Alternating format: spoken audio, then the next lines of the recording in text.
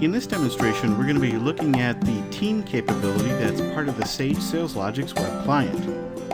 And a team is a group of users, and if a user is on a particular team that owns an account record, they have access to that record. And so teams are primarily used to control account access for the users of the SalesLogix system. So in this example, we've logged into the system as the administrator and chosen the team's view from the navigation panel, and I've chosen the Midwest team from the list of available teams loaded in the system.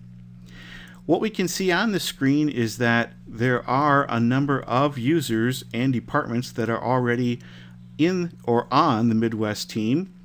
And if I click on the Account Access tab, it shows me a list of the account records currently in the SalesLogix system that are owned by the Midwest team.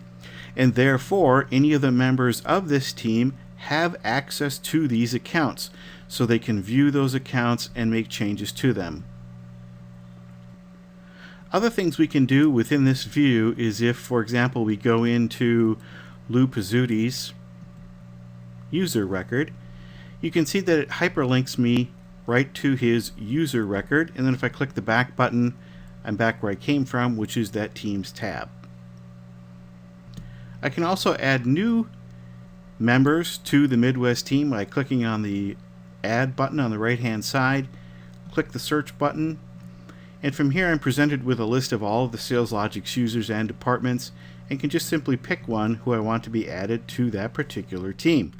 At that point, now that user, Dan Barrett, is going to have access to all the accounts currently owned by the Midwest team. So that's a demonstration of how teams work and the purpose of them within Sage SalesLogix's web client.